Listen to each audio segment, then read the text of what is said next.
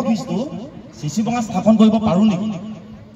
এইটোতো অসম্ভৱ কথা। আমি অসম্ভৱ কথাটো সম্ভৱ কৰি দিয়ক বুলি আমি ভূৱন গগৈ ডাঙৰীয়াক বা এই গণ আন্দোলন কৰা নাই নহয়।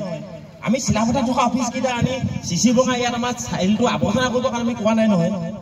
আমি কৈছোঁ যে কি বৰ্তমান সময়ত অসম চৰকাৰে চিচি বঙা ৰাইজক এটাৰ মুক্ত সমষ্টি প্ৰদান কৰিছে, যিটো সমষ্টি আমাৰ বহুত দিনৰ হাবিয়াস আছিলে।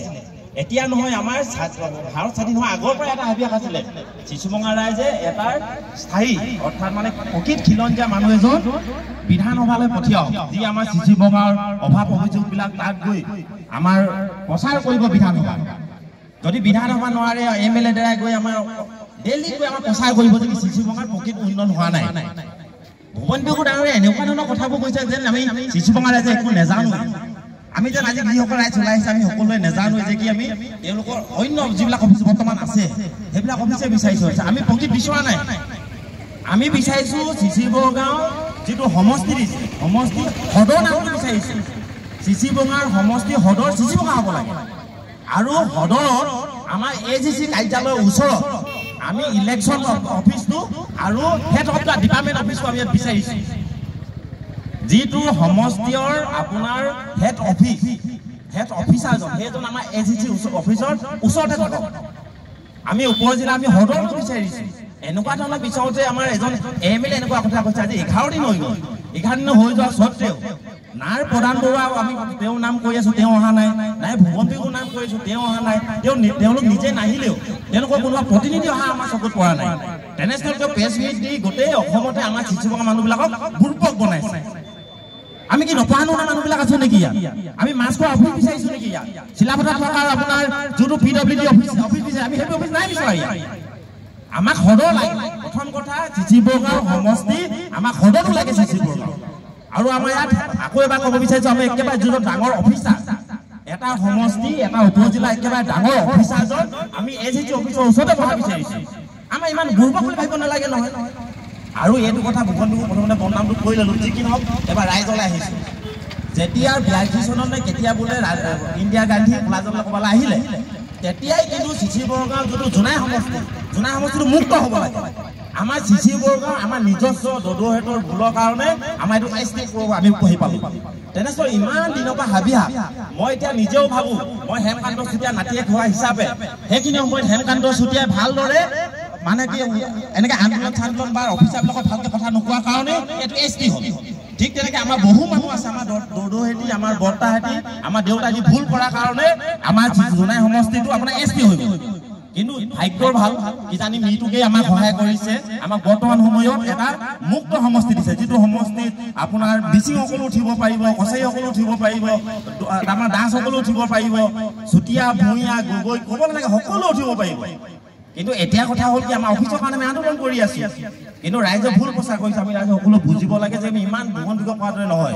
আপোনালোকে চাওক যদি মাছ খোৱা হয় বাট ধৰিয়া হয় আপোনাৰ এইপিনে আপোনাৰ জেলখানা আমাৰ ক'ত আছে কি জেলখানা বঙালমাৰী বৰদলনি বৰদলনি বা মানুহটো চিচি বঙা এৰি পিনে চিলাপথাৰত গৈ ভাল পাব নে কি চিলাপথাৰ মানুহে যদি অফিচটো গৈ মাছ খোৱাত বহুৱাই দিয়ে হেড অফিচ তেতিয়া চিলাপথাৰ মানুহে গৈ মাছ খোৱাত ভাল পাব। দিব মানুহে ক'ত ভাল পাব? নিশ্চয় গোটেই চিচি বঙা কেন্দ্ৰস্থল হৈছে গোটেই সমষ্টিৰ কেন্দ্ৰস্থল চিচি বঙা। আনকি আপোনালোকক মই ইয়াৰ উপৰি এটা ডাঙৰ কথা কৈছোঁ, গোটেই ধেমাজি জিলা হেড মানে একেবাৰে মূল ঠাই হৈছে চিচি বঙা। যদি চিচি বঙাৰ আগৰ মানুহবিলাকে যদি ভালকৈ থাকিলে নহয় ধেমাজিয়ে জিলাই নাপায়। প্ৰথম জিলাখন চিচি বঙা হ'ব লাগে। আপোনালোকে যদি ভালদৰে ভাৰতৰ অন্য বুৰঞ্জী চাই নহয় চিচি বঙাখনে ধেমাজি জিলাৰ ভিতৰত একেবাৰে পুৰণি ঠাই। লখিমপুৰ পিছতে চিচি বঙা গম পালে। সেইকাৰণে লখিমপুৰ আৰু ডিব্ৰুগড় আগতে জিলা হৈ গ'ল, ধেমাজিখন পাছত হৈছে। কিন্তু ধেমাজিখন অন্যায় কৰি ধেমাজিয়ে লৈছে। আমি সহমত কৰিছোঁ হ'ব ধেমাজি আমাৰ ঠিক আছে, জোনাইক দিলে আমি মানি লৈছোঁ জোনাই আমাৰতো ঠিক আছে।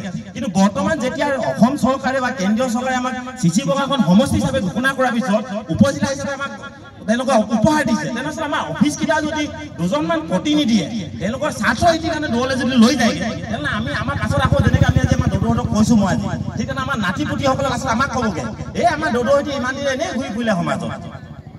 কিন্তু তেওঁলোকে একো কামেই কৰিব লাগে। হেড অফিচকেইটা লৈ গৈছে দূৰলৈ। আনকি আমাৰ হেৰিয়া ব্লক অফিচটো নিব লৈছিলে। আমি শুনাই পাইছোঁ আৰু কেইজনমান ব্যক্তিৰ লগতে আমাৰ প্ৰমোদ ভূঞাদেৱে বৰ্তমান সভাপতি এওঁৱে মানে জোৰ জবৰদস্তি কৰিব লগা হ'ল। বোলে পানী হয় আৰে পানী ক'ত নহয়? আমাৰতো প্ৰয়াত মুখ্যমন্ত্ৰী তৰুণ গগৈ কৈছে আমেৰিকাতো পানী হয়। আমি কাৰো পানী হয় তেন্তে আমিতো মোবাইলত দেখিছো গুৱাহাটী গৈ পানীয়ে পানী এইবুলি কি গুৱাহাটী কি এমএলএ অফিচবিলাক কি বেলেগলৈ লৈ আহিব নেকি নাই নাই নহয় তেওঁলোকে নিজৰ গাফিলতি তেওঁলোকে নিজে যে একো নাজানে পূৰ্বক তেওঁলোকে যে জনপ্ৰতিনিধি নহয় এই কথাটো প্ৰমাণ কৰিছে কাৰণ ভুৱন গগৈ আমি ইমান দিন আন্দোলন কৰিছিলো এইটো ক'ব লাগে নে আমি মাছখোৱা অফিচত বিচাৰিছো নে তেওঁলোকে এমএলএ যোগ্য ব্যক্তিয়ে নহয় প্ৰধান বৰুৱাদেৱে 17 18 জন 20 জন বয়সস্থ ব্যক্তিক আপোনাৰ অপমান কৰি পঠালে জনপ্ৰতিনিধি এজনৰ তেনেকুৱা কাম হয় নেকি 10 জন এনে গণ্যমান্য ব্যক্তিসকল অপমান কৰি পঠায় নেকি তেওঁলোক প্ৰকৃতাৰ্থত আমাৰ কোনো নথকা কাৰণে আমাৰ চিচিবঙাত এজন ভাল উদীয়মান মানুহ যিজন এটা সহজ সৰল ন্যায়িক আপোনাৰ অন্যায় নকৰা তেনেকুৱা ব্যক্তি নথকা কাৰণে চিচিবঙৰ পৰা তেওঁলোকৰ সুবিধা পাইছে প্ৰধান বৰুৱা সকলোৱে জানে প্ৰধান বৰুৱাই চিচিবঙাৰ কাৰণেহে প্ৰধান বৰুৱা হৈছে তেওঁ এমএলএ প্ৰধান হাৰিছে চিচিবঙা ৰাইজে যেতিয়া ছাপোৰ্ট কৰিছে তেতিয়া জিকিছে সকলোৱে জ্ঞাত প্ৰধান প্ৰতি ভুৱন গগৈ হাৰিছে প্ৰথমতে যেতিয়া চিচিবঙা ৰাইজৰ ওচৰত শৰণাগত হৈ গণশক্তি নামৰ দল খুলিছে তেতিয়া তেওঁ জিকিছে তেওঁ টিএমপিকে জিকাব পৰা নাই চিচিবঙাৰ কাৰণে জিকিছে এতিয়াও আমাৰ চিচিবঙা ৰাইজে সকলোৱে টঙালি বান্ধিব হ'ল কঁকালত আমি বুজি পাইছোগে তেওঁলোকক আৰু আমাৰ ওচৰে পাজৰে থকা আমাৰ যোনবোৰ জনপ্ৰতিনিধি তেওঁলোকে ভাবি আছে তেওঁলোকে যে কি ভাল কাম কৰি আছে তেওঁলোকৰ চামচাগিৰি কৰি আছে সময়ে কাকো ক্ষমা নকৰে ইতিহাস সদায় ইতিহাস হৈ থাকিব ইতিহাসে কাকো ক্ষমা নকৰে সদায় সঁচা কথাটো ক'ব ইতিহাসে গতিকে তেওঁলোক যিসকল এতিয়ালৈকে ওলাই অহা নাই আমাৰ চিচিবঙাৰ উন্নতিৰ কথা চিন্তা কৰা তেওঁলোকে ওলাই আহক আকৌ ৰাইজক ইয়াতে জ্ঞান আমাৰ মাছখোৱা পাব পৰা দুজনমান ব্যক্তি আমাক খবৰ দিছে যে কি ক'বা আমি তাৰ পৰা যেতিয়া মাছখোৱা পৰা আমি যাব লগা